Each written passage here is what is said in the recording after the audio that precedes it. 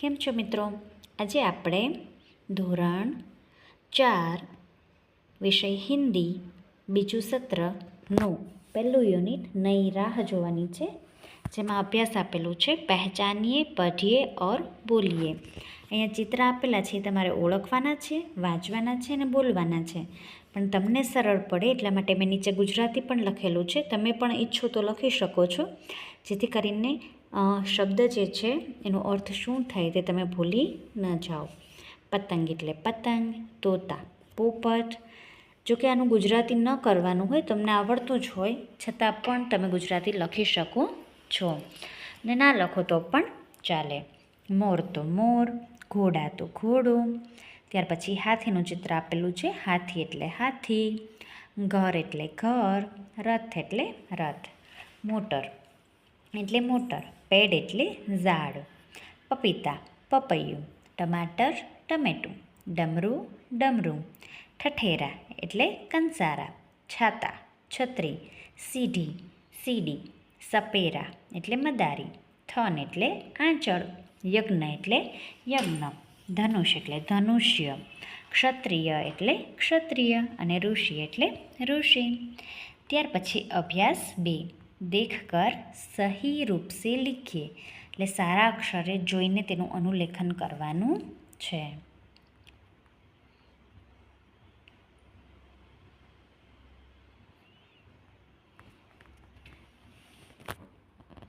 ત્યાર પછી અભ્યાસ 3 આપેલો છે.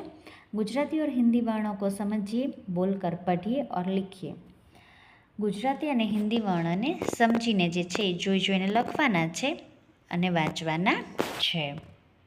આ એક પ્રકારનું અનુલેખન છે.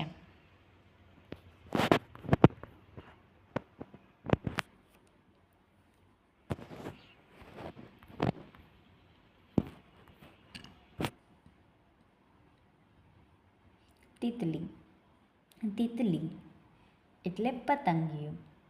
મછલી, મછલી એટલે માછલી, માછલી માછલી પછી બકરી, બકરી એટલે બકરી.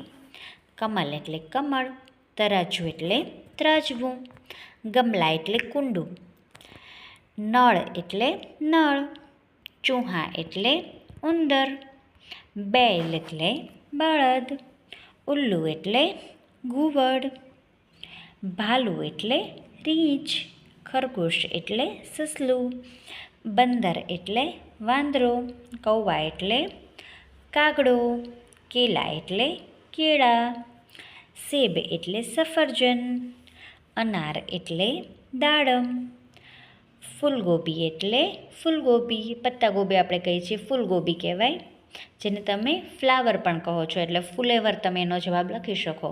ફૂલગોબી એટલે ફુલેવર, ફુલેવર. ભીંડી એટલે ભીંડો, લૌકી એટલે દૂધી, ઇમલી એટલે આંબલી, ઓખલી એટલે ખાંડણી, ઊન એટલે ઊન, ગાજર એટલે ગાજર, ત્રિશૂલ એટલે ત્રિશૂલ, ચાંદ એટલે ચાંદો, મૂલી એટલે મૂળો, ચમચ એટલે ચમચી. આ તમે નીચે જે છે એ મેં જે ગુજરાતી શબ્દો કીધા તે લખી શકો છો. ત્યાર પછી આપણે જોઈ લઈએ જહાજ. જહાજ એટલે જહાજ, આમ એટલે કેરી, નાક એટલે નાક, હલ એટલે હળ, હળ, રેલ એટલે રેલગાડી, ગુલાબ એટલે ગુલાબ, દરજી એટલે દરજી. ત્યાર પછી આપણે અભ્યાસ 5 જોવાનો છે. દેખ કર સહી રૂપ સે લીખીએ, જોઈ જોઈને તમારે નીચે સારા અક્ષરે અનુલેખન કરવાનું છે. ક, ખ, ચ, જ, ઈ, ઝ, ફ, હણ, બ, ભ, લ, ઉ, અ, દ અને એ. આ લખાઈ જાય ત્યાર પછી અભ્યાસ 6 જોઈ લઈએ. गुजराती और हिंदी वर्णों का अंतर समझिए और लिखिए. ઘણા બધા શબ્દો એવા છે કે જે સેમ ટુ સેમ નથી લખાતા. જેવી જ રીતે ગુજરાતીમાં લખાય છે એવી જ રીતે હિન્દીમાં લખાતા નથી. જેમ કે કની જેવો જ ક નથી લખાતો ને અલગ અલગ લખાય છે.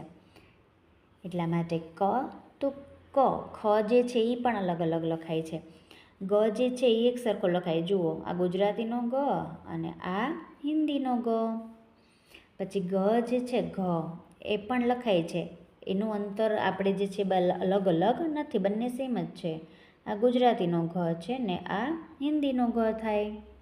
આ અહીંયા આપેલા મૂળાક્ષરો છે તે હિન્દીના વર્ણ એવા છે કે જે અલગ અલગ છે. અને આ જે છે તમારે આના પછીના એકમમાં પણ લખવાનું આવશે. એટલે ગુજરાતી હિન્દી વર્ણનું અંતર જે છે એ આ બંને કાયમ યાદ રાખવાના રહેશે. ત્યાર પછી યોગ્યતા વિસ્તાર બૂझो.